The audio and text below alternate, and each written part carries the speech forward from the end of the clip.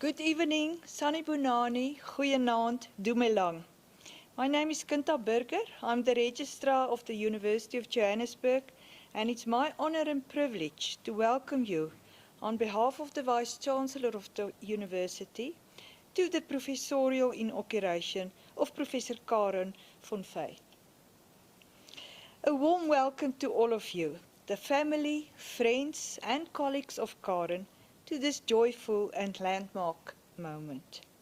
In particular, I welcome Ms. Amanda Breitenbach, Acting Dean of the Faculty of Arts, Design and Architecture, and also our respondent this evening, Professor Federico Freschi.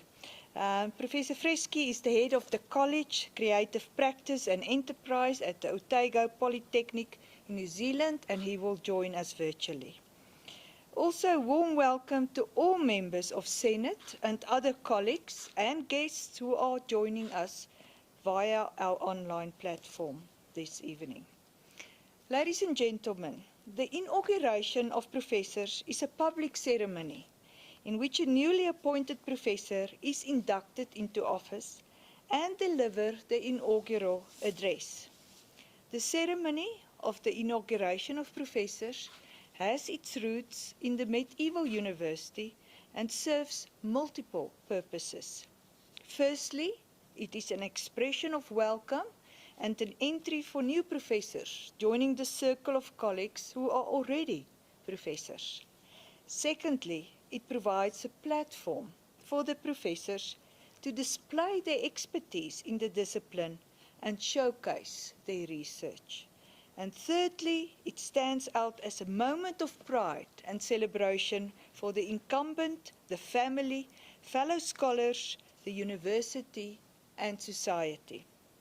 In essence, ladies and gentlemen, it is a celebration on the achievement of major milestones, contributions to the discipline, and ultimately, the impact on society. Today, we gather to witness the entry of Professor von Vey to the illustrious community of scholars at the university. This evening, we will listen to Karen as one further step in the journey of being a professor. This is a journey which does not culminate once the lecture has been given. It is rather a self-reflective pause in the journey of the professor, with a promise of more to enrich our minds and simultaneously contributing to the intellectual body of work in the discipline. Prof von Vey, we are looking forward to your address, and I now invite the Acting Dean, Ms. Breitenbach, to introduce our colleague. I thank you, Ria Liboga, baie dankie, Siyabonga.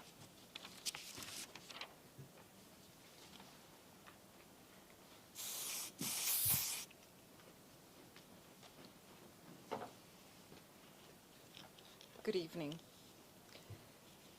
Karen von Vey is a professor in art history at the University of Johannesburg, where she has been employed full-time in the visual art department since 1997, serving the last 4 years as the head of department. She graduated with a BA from UNISA, honours in art history from WITS in 1993, an MA in art history from WITS in 2000, and received her PhD from Rhodes University in 2012. She has had a C2 NRF rating since 2015 and has just been re-rated in 2021. Professor von Vey has developed content and taught art and design history at undergraduate level in visual art, industrial design, and interior design for many years. She has been program coordinator for all the art history offerings in visual arts since 1997. She teaches undergraduate art history courses and supervises honours, masters, and PhD students in visual arts, as well as masters and PhD students in industrial design, with 3 of her master students having won the Chancellor's Award. She was the recipient of a Getty Foundation Travel Award to New York in 2013 and was awarded a group research fellowship at the Clark Foundation in the USA in 2017. Her written research mostly focused on contemporary South African art within the framework of transgressive religious iconography, gender and post-colonial studies. She has published 25 peer-reviewed academic journal articles in the last 20 years, contributed chapters to 7 academic art historical books, and written 8 exhibition catalogues. She has also written and co-written several books on contemporary artist Diane Victor, and I'm going to identify some of them. Taxi 13, Diane Victor, 2008, co-written with Elizabeth Rankin. Burning the Candle at Both Ends, 2012. And a catalogue, Little History, 2018. She also recently edited and wrote a chapter for the eponymous book on artist Paul Emanuel in 2020. Outside the university, Professor van Fey has been active in furthering the discipline of art history, serving on the editorial board of the art historical journal, De Arte, for 12 years. She was president of SAVA, which is the South African Visual Arts Historians, twice, and has served on the national committee for 25 years. Since 2016, she has been on the international board of AISA, which is the International Association of Art Critics, and she's currently working with AISA on curating a series of global presentations debating the legacy of colonialism. The first one of these on decolonizing the museum was presented as a webinar on the 3rd of September. She was on the board of directors of ACASA, which is the USA-based art council on the African Studies Association, and that was from 2012 to 2016. And she's still a member, as well as being active in other international art historical associations in the UK, Europe, and Australasia. Professor van Fey has also curated and co-curated several exhibitions, the biggest being the South African Special Exhibition to the Beijing Biennale in 2015, and that was titled South African Art in a Time of Democracy. She was ably assisted by 2 curators from the Department of Visual Art, the one Gordon Froud, who is currently the head of Department of Visual Art, and Shonesani Netshea. This was the first time Beijing had ever hosted a full exhibition from Africa. In 2014, she curated an exhibition based on her PhD thesis titled Deconstructing Dogma, which was held at the UJ Art Gallery on the APK campus. She was also co-curator for an exhibition titled Between Democracies, and that was from 1989 to 2015, called Commemoration and Memory. This included 50 artists from Eastern and Central Europe and South Africa, and was held at Constitutional Hill, Johannesburg in September 2015. Her recent curation was a solo show for contemporary artist Jaco van Schalkwyk at the Allianz Française in 2019. Professor van Fey has presented 35 conference papers internationally in the last 10 years and has been an invited speaker at conferences in Beijing, Croatia, Slovakia, and here in South Africa. She has also presented public lectures, and I'm going to list some of them. Otago Polytechnic in New Zealand, November 2019, and that was on South African art and memory. At Hartford University, USA, February 2017, titled The Aftermath of Apartheid in South African Art. At Macalester College in Minnesota, the USA, also February 2017, on feminist art in South Africa. And at Dom Eumenia at the Kunsthalle Bratislava in June 2014, called Transgressive Christian Imagery in South African Art. Thank you very much.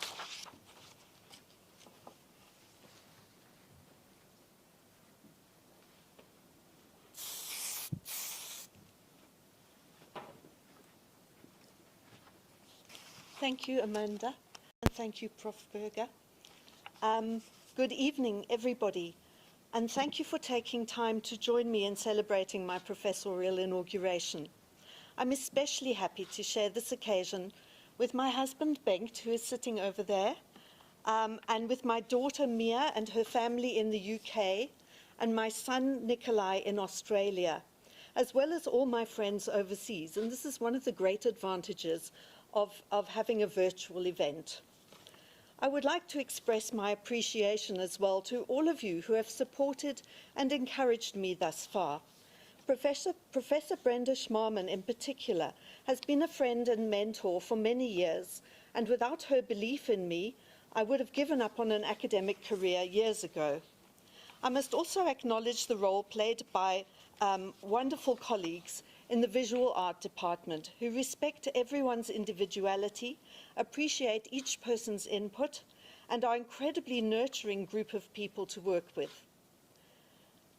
Finally, many thanks to my friend and respondent this evening, Professor Federico Freschi, former Dean of FADA, for supporting my career, for entertaining us all in song along the way, and for getting up at some ghastly hour to be with us on this occasion, due to his inability to travel because of COVID restrictions. I mention COVID because the lockdown, which was partly responsible for the long delay in my inauguration, has caused untold difficulties and hardships for our population.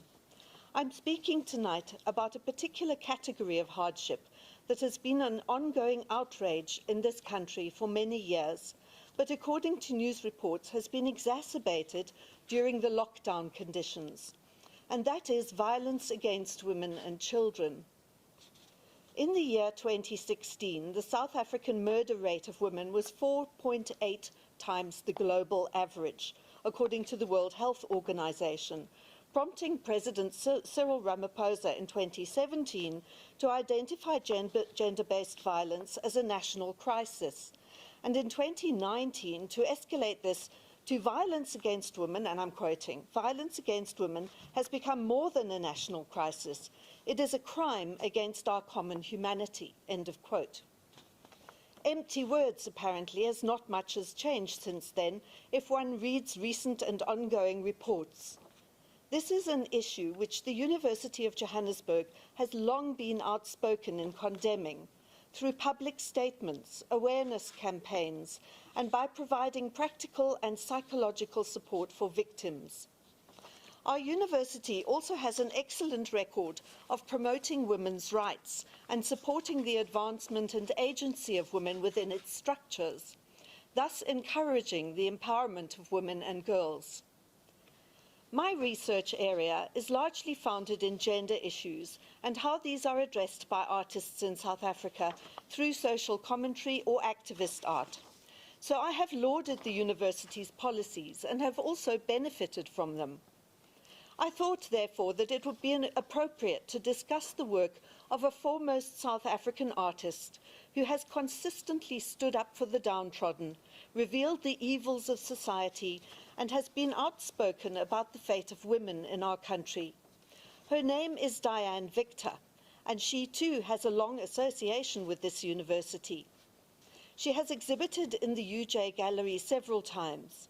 She has taught in our department, and you will find two of her smoke drawings hanging on either side of the staircase in the Madibang building, which you pass on the way to this chamber.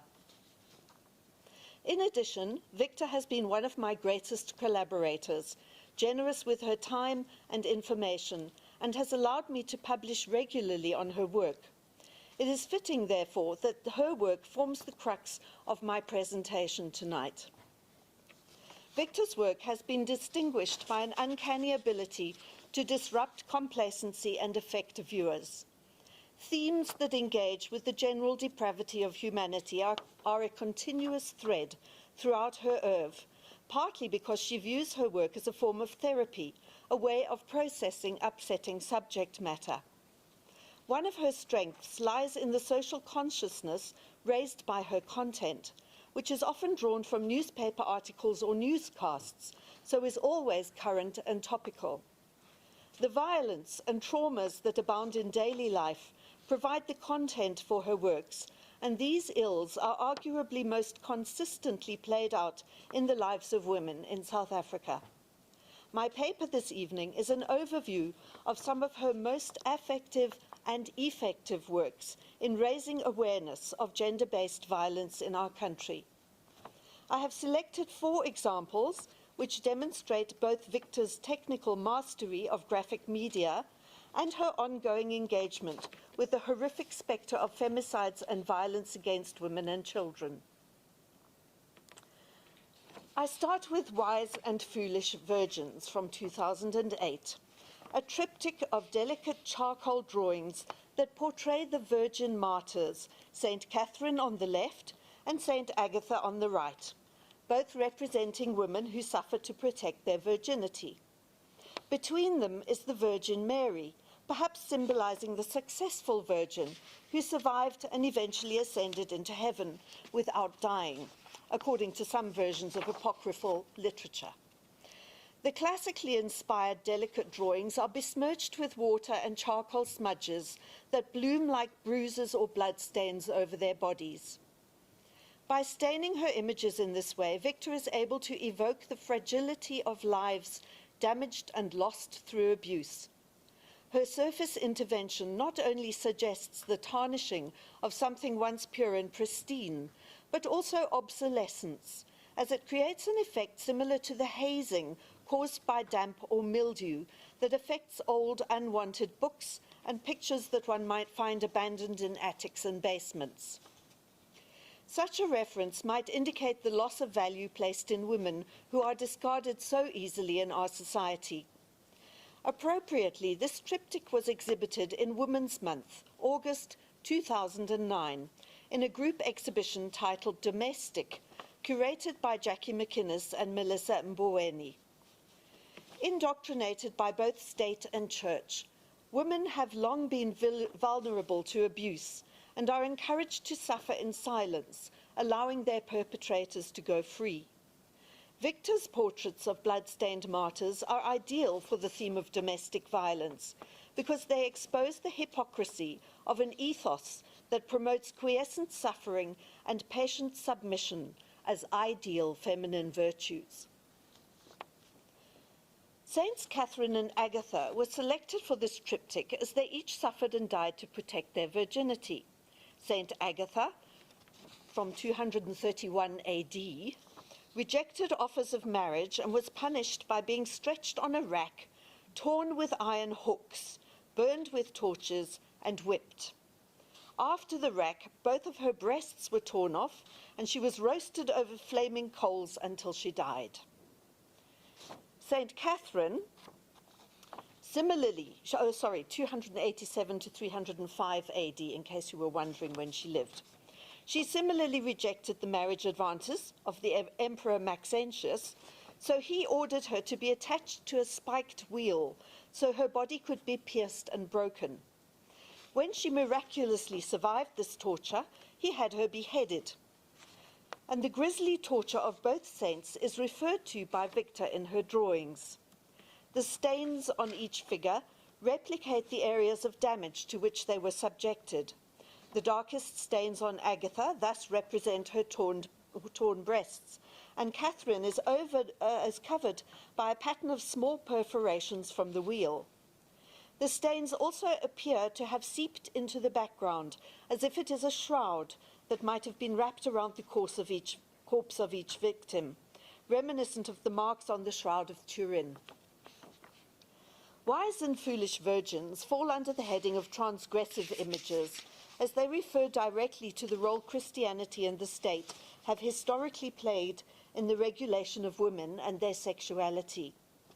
This is perpetuated by the promotion of purity and submission as ideal feminine virtues. Yet Victor's images transgress the idealism usually associated with religious iconography of female saints. Saint Catherine, with her bared breasts and arched back, presumably replicating the curve of the wheel, actually appears to be in the throes of sexual ecstasy. Her scant clothing and bodily expression is anathema to the chastity expected of saints. At the same time, the bloodstains around her demonstrate the punishment received for her lack of submission. Saint Agatha, although fully clothed and with a suitably submissive mien, appears to be cradling the evidence of her victimization. Her gesture appears self-protective, yet is shown to be futile as the hand raised in supplication has been arbitrarily sliced off at the wrist. She steps towards a black mass in the lower register, perhaps the smoke arising from the hot coals on which she was roasted and killed. Victor's interventions in these two saints appears to demonstrate that the fate of women in a violent patriarchal society does not depend on their behavior, but on the whims of their abusers. The Virgin Mary carries a weighty responsibility in religious iconography. She is the perfect woman in both religious and patriarchal terms, and has been promoted as a role model for centuries, as the epitome of pure, submissive self-renunciation. Religious iconography has underpinned her status, always presenting the most idealized and beautiful renditions of the Virgin with modestly downcast eyes in an unblemished face. Mary is the odd one out in this triptych because she was not martyred. According to apocryphal literature and medieval beliefs, because she was pure and perfect, she was not even subject to death, but ascended bodily into heaven like Jesus. Yet she is surrounded by the same blood stains in Victor's rendition as the two saints on either side. The marks pool around and above her as if they are clouds of smoke emanating from her flaming heart. They almost obliterate the crown she wears, smothering this evidence of her status as heavenly queen. Perhaps the smudges that besmirch the figure are a product of her suggestively revealed bare leg and the half-closed bedroom eyes that compromise her much-vaunted purity. Further details inserted by Victor ensure that we are not beguiled by the rewards of conformity to an impossible role model. Victor explains that this image was directly inspired by a small statue of a Virgin Immaculada Concepcion by a Spanish Baroque sculptor Gregorio Fernandez from 1625. His statue has a crown and the same stance as Victor's Virgin, with hands clasped in prayer and one knee bent. She is surrounded by a gilded mandola consisting of radiating rays signifying emanations of light from her figure, rather like a bodily halo. Victor stated that the rays of light on the sculpture looked to her like spikes, and she was immediately reminded of a wolf trap. So in her drawing, the slightly wavy lines of light in the sculpture become sharp teeth that allude to Mary's imprisonment within the constraints of patriarchal expectations. Where Fernandez's Mary stands on the head of an angel, Victor's Mary appears to be stepping forward to escape her prison, but in so doing is about to step on the spring device that will snap the wolf trap shut. She is not, therefore, the docile, submissive icon of perfection that permeates religious iconography. Her disobedience in daring to step forward out of her demarcated role will be suitably punished, however, as she is about to be trapped, pierced by the spikes, and thereby ultimately rendered unworthy. Victor's wise and foolish virgins are bruised and stained. They represent victims of patriarchal violence, but transcend their victimization by raising questions about the current status of women's personal identity, the creation of docile bodies, the persistence of patriarchy, and the continued influence of aspirational religious iconography. They resist each of those controlling structures by demonstrating, through transgressive references to an art historical continuum, how much has not changed in our society. They point to the urgent need for a fundamental revision of society, both in South Africa and globally. It is the perpetuation of this need that has inspired subsequent works by Victor on rape, violence, and femicide. No Country for Old Women is one of Victor's most effective commentaries on the topic of violence towards women and children. It takes the form of a large Gothic window triptych, and in this work she documents some recent infamous examples of the rape, murder and mutilation of women that made news headlines. But she also includes those that merely form part of the voiceless and nameless statistics that indict our society. Each window pane is shaped like a coffin and contains one of the victims of violence. Above and below them are disturbing fragments of imagery, faces who appear to be watching the atrocities unfold, and a lamb's head in the center, referring to the martyrdom of Christ in religious terms, but also to the slaughter of animals for food. In the central panel, there is a dead crow hanging upside down above a Madonna, instead of the dove of peace usually found in religious images. In the lower panel is a horizontal corpse, reminiscent of the figure of Christ in Holbein's Body of the Dead Christ in the Tomb, except that this figure is a woman. The inspiration for this work was the senseless murder of Victor's elderly aunt, 82-year-old Angela Reardon, who was buried in the vegetable garden by robbers so they could come back and finish clearing out her house without interruption. Angela Reardon's portrait appears on the far left of the panels, where she stands, a little old lady, clutching the spade that was used to dig her grave, with her spirit apparently floating away above her head. Victor states that she was angered by the callousness of the robbers who thought Reardon was so insignificant that no one would miss her, and the dismissiveness of the police who had more important cases to deal with than the death of an elderly spinster. With no children to mourn her and no impact of the economy because of her age. The title arose from Victor's perception that these responses indicated her apparent low social worth. But as she notes, it is all women who seem to be disposable in South Africa. The only other named victim illustrated in Victor's triptych is situated on the right-hand side of the center panel.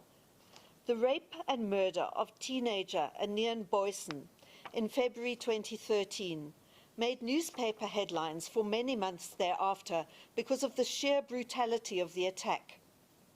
After being badly beaten and raped, she was disemboweled with a blunt object and left to die. Victor has worked from a small ID photograph of her face, taken from newspaper reports, to commemorate the waste of this life that her rapist considered so worthless.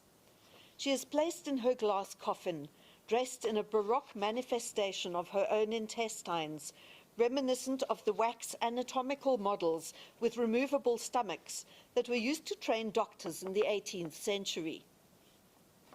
Her helplessness is manifest in this comparison, as, in death, she echoes the passivity of a medical mannequin, something to be used, disemboweled, and abandoned without further thought. The ongoing scourge of rape in South Africa is exacerbated by violent hate crimes, such as the rape and murder of black lesbians, regularly reported in the major cities of Cape Town and Johannesburg. A victim of these crimes appears on the left side of the central panel with a bruised, beaten face and her lower half clothed in a coyote skin, referring to the motto, "Give a dog a bad name and hang it." This is not a single named victim, but her face is a composite made from photographic images of lesbian women with beaten faces, taken by artist, photographer and activist Zanele Muholi. She thus represents the collective anonymity and blanket opprobrium that lesbian women suffer, particularly in the black community, as there is a widely held perception that homosexuality is a Western and European import. A black lesbian is thus identified as abnormal, both because she rejects men and because she is identified as un-African. Therefore, as Victor explains, and I quote, "She's disposable, or she needs corrective rape, or she needs to be beaten," end of quote, to pull her back into line. In the central panel, between the last two examples of worthless women, we see a Madonna figure, identified by her exposed burning heart. She holds her unappealing child out awkwardly towards the viewer, as if indicating the plight of so many women who are quite literally left holding the baby. This image is, in fact, inspired by an unfinished painting by pre-Raphaelite painter Ford Maddox Brown, called Take Your Son, Sir. The implications are similar in this image, as the woman is presenting the child to the father, presumably in the hope that he will accept paternity and support both mother and child. Research by the Institute of Race Relations has found that single-parent households are the norm in South Africa, and usually it's the mother who supports the children. The legal right to child support is inferred by what looks like a gavel at the Madonna's feet, similar to those used in court to pronounce judgment. However, this gavel is rubber-tipped and not wooden, so the enactment of law is diminished, perhaps even rendered worthless and ineffectual. The child grant provided by the South African government is as little as 460 rand per child, which is barely enough to pay for food. And while there are no clear figures nationally, it's estimated that defaults on maintenance payments by absent fathers run into millions of rands. The lack of resources for child rearing is a double-edged sword for women in South Africa, who are often unable to be present and involved in caring for their children if they have to support the family financially. The resultant parental absence can have long-lasting consequences, and this is perhaps one of the factors referred to in the pregnant woman in the left-hand side of the triptych. This woman appears to be carrying a fully grown man inside her, and Victor explains that she was trying to express the latent potential for male children to become perpetrators of violence against women once they're adults. This woman is thus unknowingly carrying the potential for her own demise, illustrating the perpetuation of poverty, criminality, and neglect that drives the cycles of violence in South African society. The small child on the right represents literally hundreds of cases of the abuse and murder of children. The child in this panel totters along innocently, while behind her a shadowy, insubstantial figure leans forward as if to take hold of her, or perhaps just to hold her hand. This figure is deliberately ambiguous. We do not know if it is a protector or a perpetrator, and this ambiguity reflects the statistics of child molestation and murder, where many of the perpetrators are friends or community members known to the family, or might even be family members. The sperm-like objects floating in the background and obscuring the adult figure perhaps indicate the sexual nature of most of these abuses, where statistics indicate that 52% of the violence against children is sexual in nature, whereas it's only 16% for adults.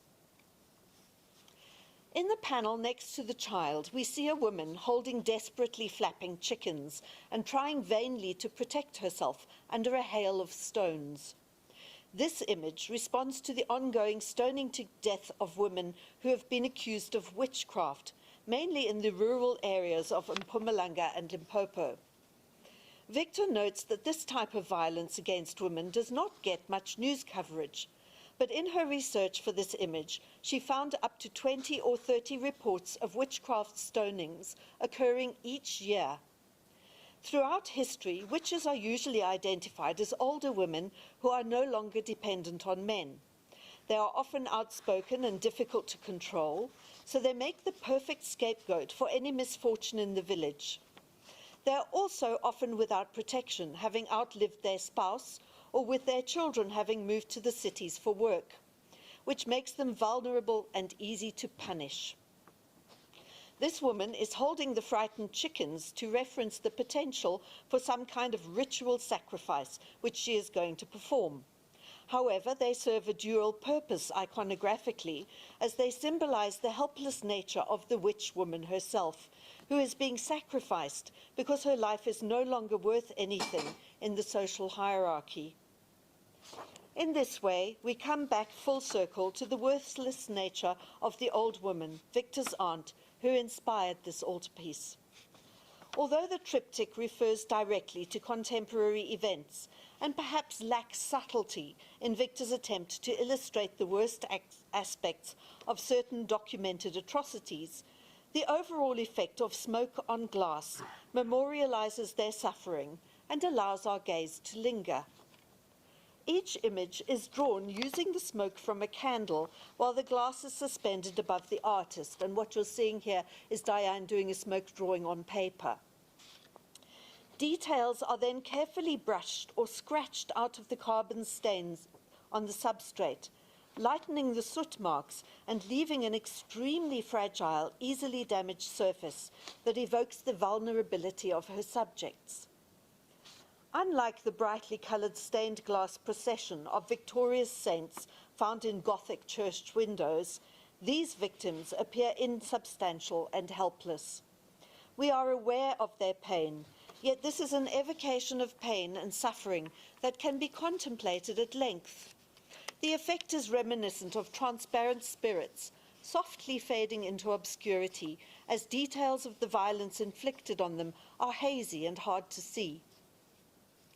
This smoky half-life alludes to an erasure of being as we look through instead of at them, and rather than horror, we are left with a sense of sadness and pathos at the helplessness of these ghostly victims. This is the 14 Stations from 2018. It's a work about femicides, and I begin by quoting from the most recent Human Rights Watch report on South Africa, and I quote, "In June 2020, following protests against the murder of Chegofatso Pule, a 28-year-old woman whose body was found dumped in Soweto, Johannesburg, President Ramaphosa acknowledged that South Africa had among the highest levels of intimate partner violence in the world. As much as 51% of South African women have experienced violence at the hands of someone with whom they were in an intimate relationship. He described violence against girls and women as South Africa's second pandemic after the coronavirus and called on residents to end the culture of silence around gender-based violence." End of quote. Despite the victims being urged to report their abuses, the number of cases reported remains minimal, and femicides are the end result. It is in response to the perpetuation of this horror that Diane Victor was inspired to create the hauntingly moving work, The 14 Stations, referring to the 14 Stations of the Cross, for the Aardklop National Arts Festival in Potchefstroom, South Africa, in October 2018. The venue allotted to Victor for the festival was the stairwell of the Sanlam Auditorium on the campus of the Northwest University in Potchefstroom. It was a difficult space both for creation and display of art, in that it consisted of a dark and narrow stairwell containing 4 ramps placed along the edges of an awkwardly shaped triangulated space. The liminal nature of a stairway or ramp, as somewhere one passes through en route to somewhere else, was, however, fortuitous. It is reminiscent of the downward spiral of sinners in Dante's Circle of Hell, with all the metaphorical associations of depravity and evil that are also raised by the perpetrators of these murders. Secondly, the ramp provided a processional upward journey, evoking that taken by Christ on his way to his own death at Golgotha, a journey that has been iconically memorialized in the Stations of the Cross. The title at the bottom of the stairs referred to this association quite clearly. The 14 Stations points to meditate on loss and grief, an investigation of femicide in South Africa. The darkness of the venue also inspired Victor to work with lights and to create projections of her drawings rather than trying to adequately display and light works on paper. For her portraits, Victor researched the published photographs and tragic stories of each of the women she memorialized. Yet she did not provide any details or even names in her artworks. These are a handful of literally thousands of femicides, selected almost at random from numerous newspaper or news reports. Victor chose anonymity deliberately, allowing their faces, recorded when they were alive, to provide a focus for the contemplation of a form of suffering that abounds in contemporary South Africa. The portraits of each woman floated on the wall like insubstantial spirits rather than physical artworks. As viewers ascended, they could stop at each image and contemplate the pain and trauma that underpins each person represented, and perhaps meditate on collective culpability in being part of a broader social milieu that is unable to prevent the resulting deaths. As Jacques Derrida notes, we are part of a whole, thus inextricably part of human history, and must inevitably bear, and I quote, infinite responsibility, no rest allowed for any form of good conscience, end of quote. Victor's artworks are here to provide a voice for the voiceless, to remind us of our participation in a world where life is not held sacred. To create the ethereal effect of her ghosts, Victor firstly produced a series of 14 smoke portraits on glass, employing the same technique used in No Country for Old Women. Each original smoke portrait was suspended high above the visitor's head and out over the open space of the stairwell, so viewers couldn't bump into them or touch their delicate surfaces. In fact, many visitors were unaware of the existence of the original glass-based drawings while ascending the ramp. They only saw the shadowy face, which was projected onto the wall like a ghostly shadow due to carefully placed lights suspended behind the portraits. Victor explains that many people would go up to the wall and touch it or ask how the hazy image was drawn onto the wall. Architecturally, the space was quite unusually shaped and consisted of a wall that had irregular concrete structure with perforations running through, creating leaks and stains. The surface was therefore quite aggressive, with some of the perforations reminiscent of bullet holes, and this brutalist aesthetic provided an appropriate backdrop for the images of the dead. As the visitors ascended to the top of the ramp, they were able to look over the side down onto the central floor area. On the floor, at the core of the stairwell, was an enormous drawing of a sleeping woman entwined with a skeleton, death, etched into an ashy substrate. She appears to be sleeping peacefully, curled up, snuggling with her partner, and completely unaware that this lover is or will be the cause of her death. The floor on which this drawing was created is an 11 by 5 meter triangular area, normally covered with orange and white tiles, an aesthetic that is commensurate with the date of the building's construction in the 1970s. Victor felt that this garish interior decoration was at odds with her somber subject matter, and she laid a wooden floor over it, which she then polished to an even dark color and covered with fly ash. Fly ash is the end product of coal-burning power stations and is highly toxic. It causes silicosis, a deadly lung disease suffered by coal miners. The toxic nature of the material required very careful handling during the installation, but it added a pertinent layer of meaning to the artwork, as it refers to a history of exploitation, misery, and death that could be equated with the lives and deaths of these commemorated women. The large figure on the floor was drawn by Victor with some difficulty, as she was sitting on the first floor using a 4-meter-long stick to create lines in the ash. The textures and details were made using a rake, a feather duster, and a toilet brush, each in turn attached to the long stick.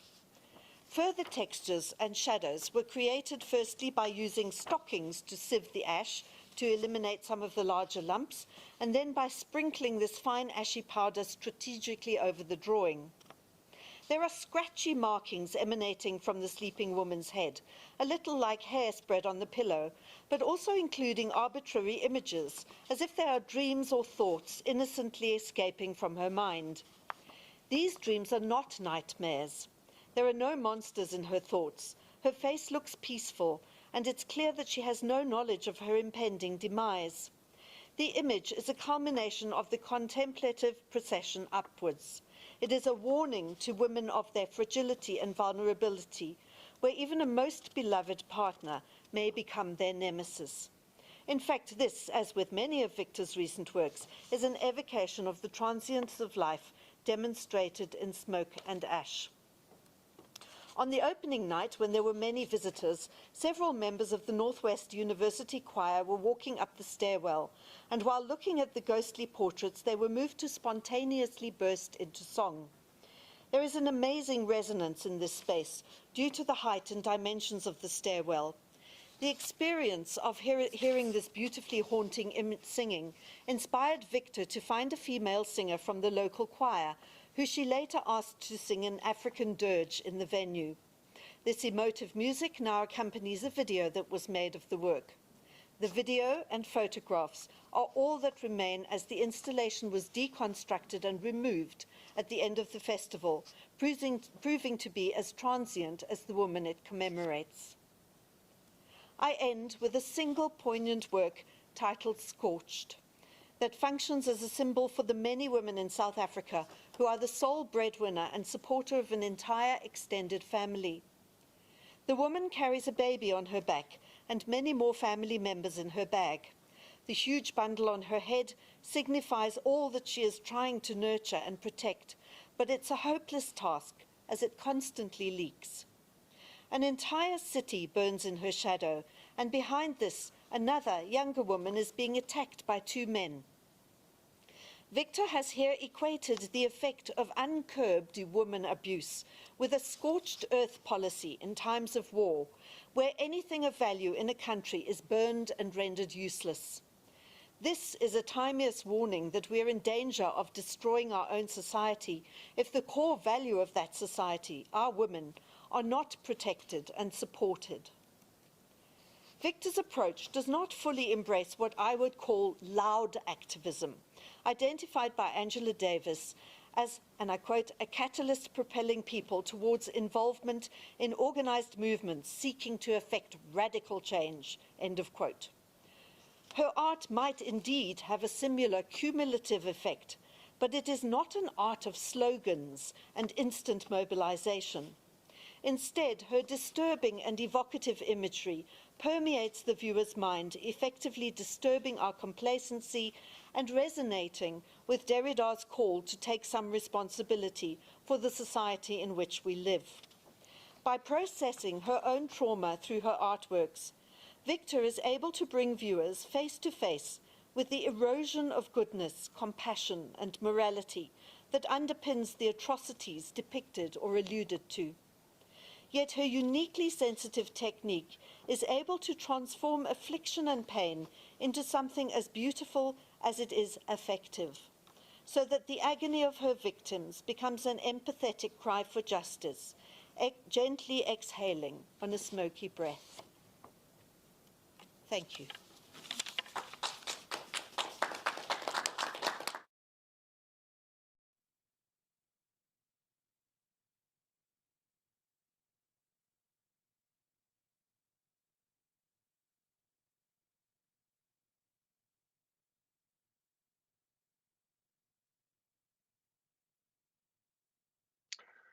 Vice-Chancellor Functionary, Professor Günter Berger, Acting Dean, Miss Amanda Breitenbach, Professor Karen von Fey, friends, colleagues, and guests.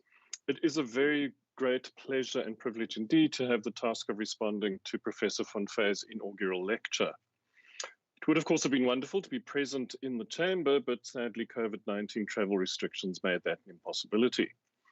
Nonetheless, such is the esteem and affection that I hold for Karen that I willingly got up at 3:15 this morning to join you virtually. I'm not used to being up before the birds, or indeed even before our cats, so forgive me if I seem a bit blurry-eyed. I first got to know Karen in the mid-1990s when I started teaching at WITS, and she was external examiner for some of our art history courses. I also joined SAVA, that's the South African Visual Arts Historians Association, around the same time. And Karen had been, and I think still is, the long-standing membership secretary of that organization. I became a member of the council at some point and started working closely with her.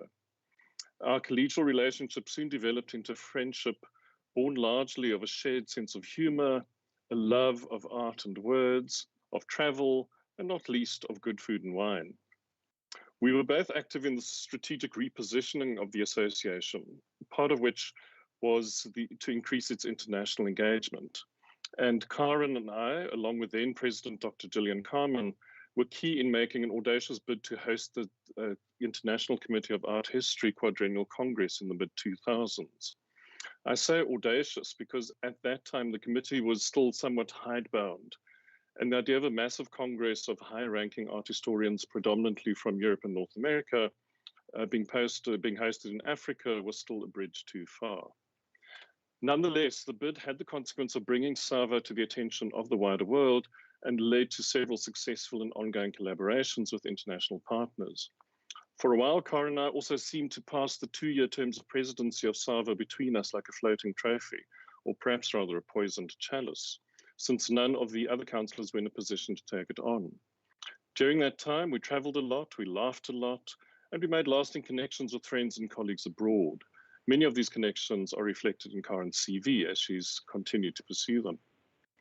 Later, as Executive Dean of FADA, I got to know firsthand her commitment to teaching, both to large cohorts of undergraduates and in the supervision of postgraduate students, some of whom were Chancellor's Medal winners. I have long admired Karen's research interests and the substantial body of work that she's developed on South African artists like Diane Victor, Paul Emanuel, and others, whose work engaged issues of gender identity, sexuality, suffering, and loss in the South African context. Art has always offered the tantalizing possibility of allowing us to see the world through the eyes of another, and in this way to affirm our common humanity. But often, as Theodore Adorno noted, quote, art as a whole is a riddle that expresses something while at the same time hiding it, unquote. The role of the art historian in this context is to guide us through the cognitive dissonances and often hidden layers of affect that art can evoke, and to give us the tools to process, classify, and understand the world of images in which we live. And as that world becomes ever more visually saturated, the art historian, in a sense, bestows us with a superpower to make sense of it. During a long and committed career as an art historian, Karen has built up an impressive body of work that adeptly uses theories of interpretation to exercise the superpower of seeing what lies beyond the brushstroke, so to speak, or in Diane Victor's case, beyond the graphic marks, such that we, as viewers, are equipped to unravel the riddles that the work these artists present. In so doing, she guides us with the artists to see, as Adorno also puts it, that, quote, the truth of art must be other than the prevailing truth in society, unquote. In other words, that art forces us to confront uncomfortable social truths and in so doing acknowledges our common humanity in all its fallibility, fragility, beauty, and complexity.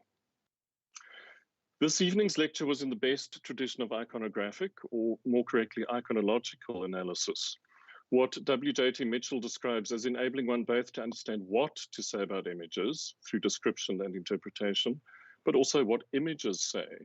That is, the ways in which they seem to speak for themselves, amplifying and transcending the intentions of their makers. Traditional iconographic analysis requires an often speculative unraveling of the symbols employed by artists in their construction of meaning. We think of the long-standing art historical debates about the slippery translations of the iconography of Van Eyck's Arnolfini double portrait or Holbein's Ambassadors, works whose artistic riddles may never fully be solved. Karen, however, has the advantage of working with living artists, forming a truly collaborative relationship that extends, complicates, and nuances the meaning and impact of their work. Writing in 1991, Anthony F. Jansen, son of the celebrated art historian H.W. Jansen, provocatively suggested that, quote, if art historians were suddenly to disappear like dinosaurs from the face of the earth, they would hardly be missed, and the world would probably be no worse off either, unquote. I think Karen's body of work compellingly refutes this. We are all the richer for her insightful, provocative, and elegant interpretations and the enhanced consciousness of the world that these provide. And ultimately, as Herbert Marcuse reminds us, quote, art cannot change the world, but it can contribute to changing the consciousness and drives of the men and women who could change the world, unquote. Congratulations, Karen. I'm so pleased to have been able to share this special occasion with you. It's lovely to see you all, and thank you so much. Siyabonga, Rialwocha, baie dankie.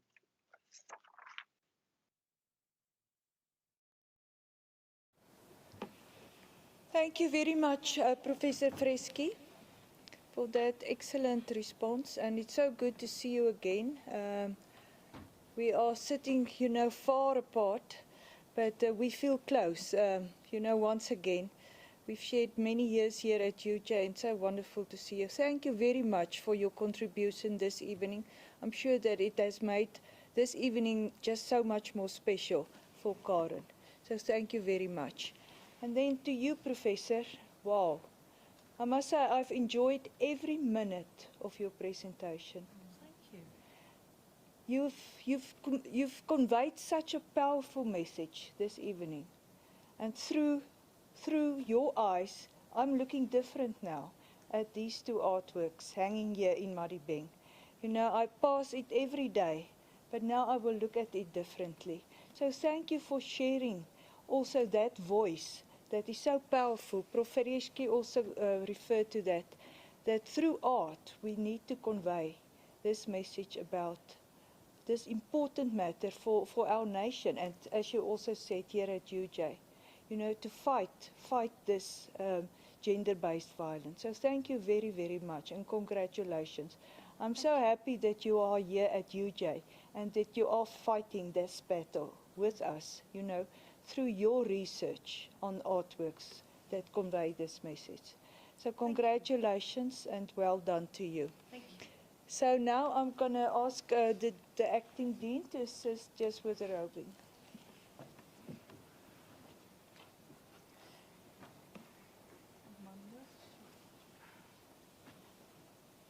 Over to you. Here. And then we move to this side.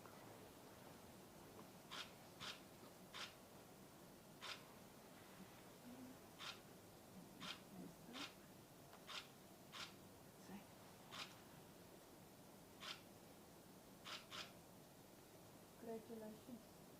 Thank you. Well done. And thank you, Federico. I really appreciate you getting up at crack of dawn. Just fabulous. Thank you. I loved your speech. Well done. Well done. Is that it? You done?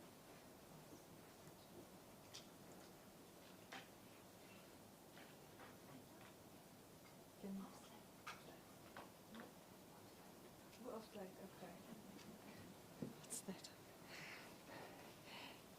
request is that I just close the proceedings here this evening. So just to say thank you to everyone that joined us. I must say, I actually pondered about this, the pros and the cons of having something like this virtually. Of course, virtually, so many of your friends and colleagues can join us across the world. But at the same time, I'm missing, having this in this venue. Yes, Because this evening you would have, received actually, I think, a standing applause for your presentation. So I'm sorry that we can't do it, in person with all your colleagues here. But I'm sure that the video will, in the end, will also give you good memories of this evening. So we can't now, as usual, we would say we invite you for drinks next door, but we can't do it now. So at your home, please enjoy the rest of the evening. And Federica, we are looking forward to the challenge on Saturday between, the Boks and the All Blacks. And we will then think about you as well. So thank you very much, and enjoy the rest of the weekend as well. Thank you. We've got a long weekend here in South Africa.